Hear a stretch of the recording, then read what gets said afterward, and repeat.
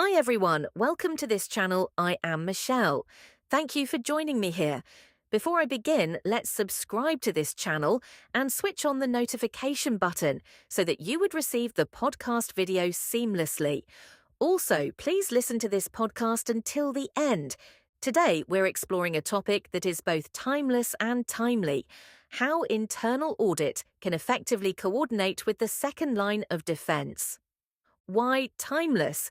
Because the three lines of defense model, adopted by the IIA in 2013, has become the cornerstone of corporate governance worldwide.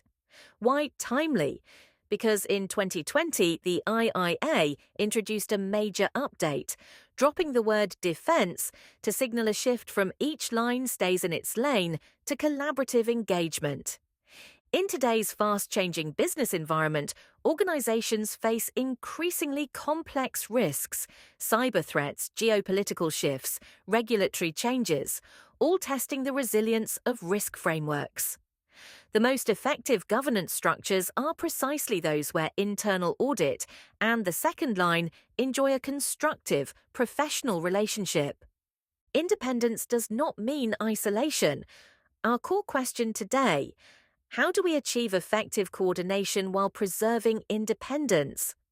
Before we talk coordination, let's be clear on who does what. The first line is the business itself. They own and manage risks. The second line provides support and challenge to the business.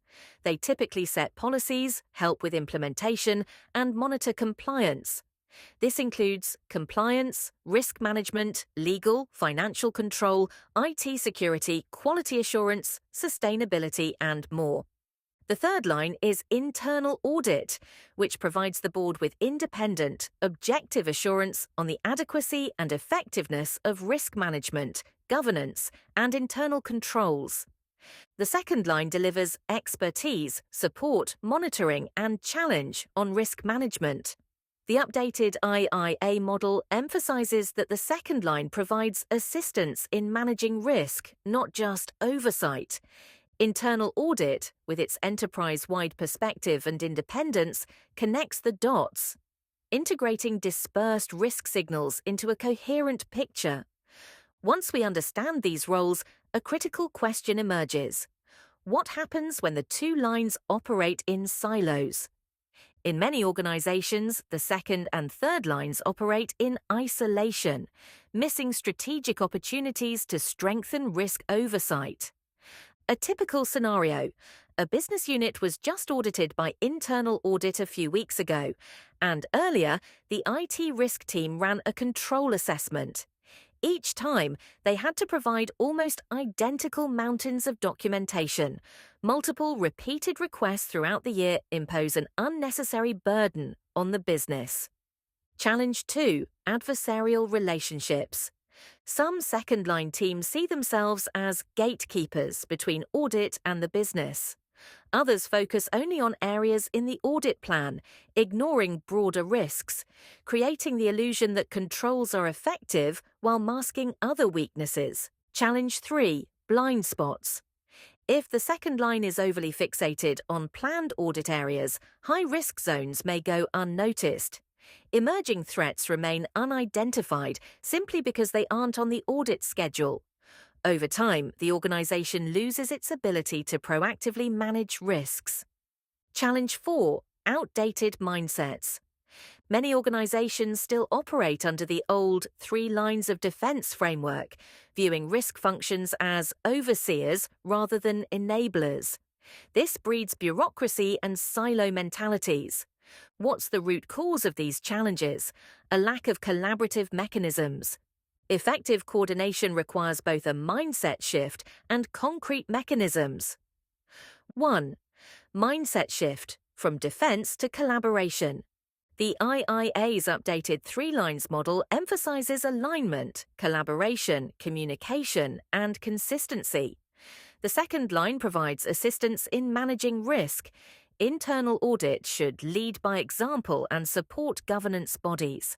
The best governance structures are those where both lines enjoy a constructive, professional relationship.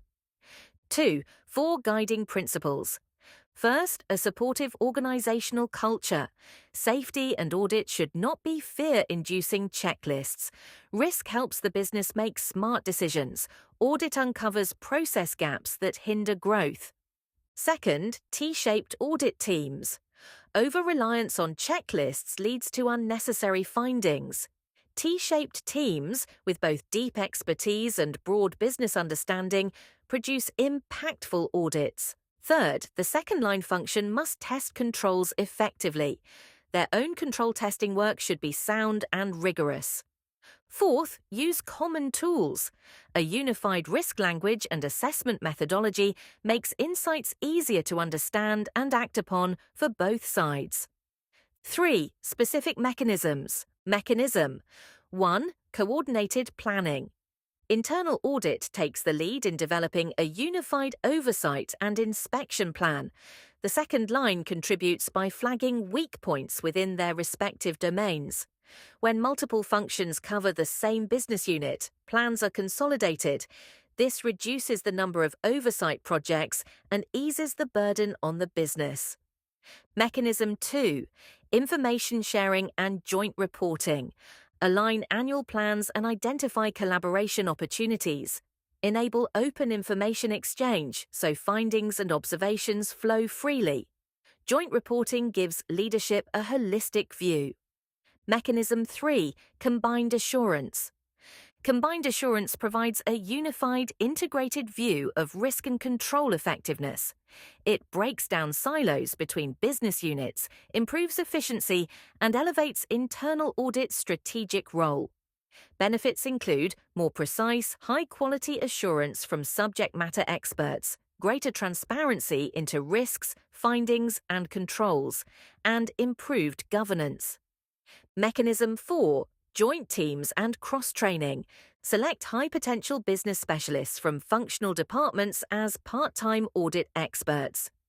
Each project team brings together internal auditors, functional staff, and experts, creating complementary expertise and mutual reinforcement, not only leveraging the second line, but also achieving high-quality synergy between the second and third lines.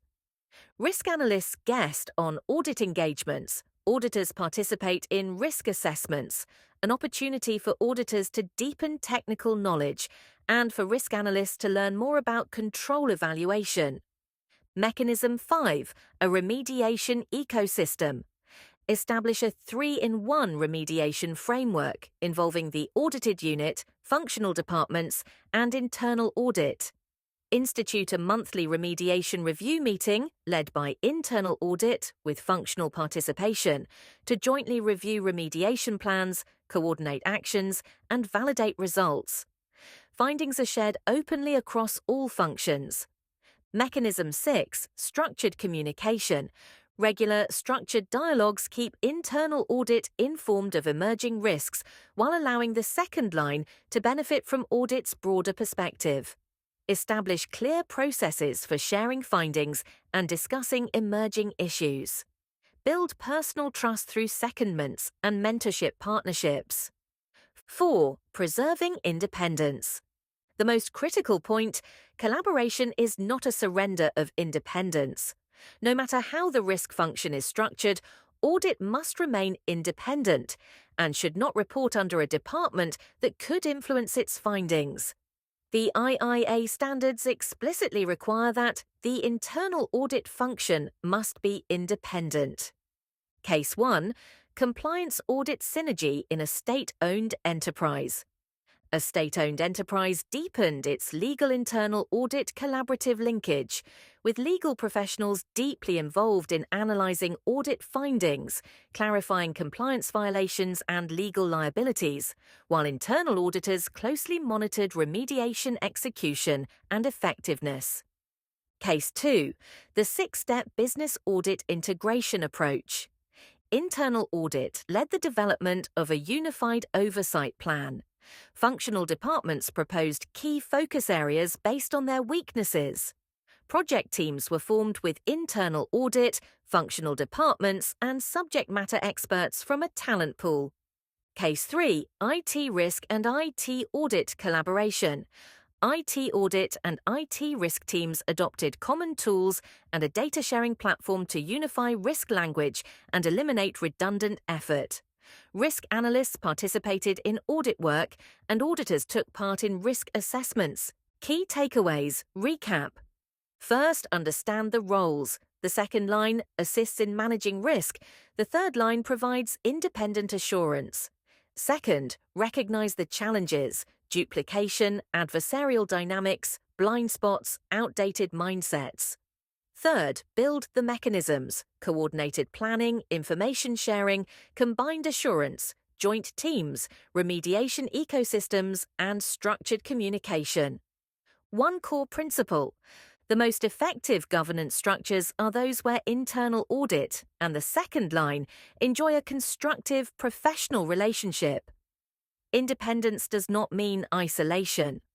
Internal audit can play a role in shaping how the second line adapts to new regulatory standards, technological change, and emerging best practices. The value of combined assurance.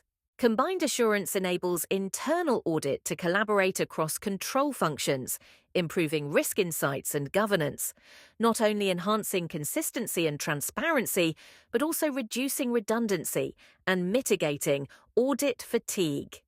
Through combined assurance, internal audit can play a critical role in bridging gaps and unlocking greater value from enterprise risk management. The way forward: move from meeting expectations to transforming risk management into a competitive advantage. The goal is to shift from compliance-driven requirements to proactive and resilient risk management, so that boards, regulators, and investors are confident the organization is prepared for the future. When the second and third lines coordinate effectively, they create a more comprehensive risk view, develop more actionable recommendations, and ultimately deliver better assurance to leadership. Closing remarks. The coordination between internal audit and the second line is not a one-off project. It's a continuous, evolving journey. It demands a shift in mindset, the establishment of mechanisms, and sustained commitment. In this era of ever-growing complexity, no single department can tackle all challenges alone.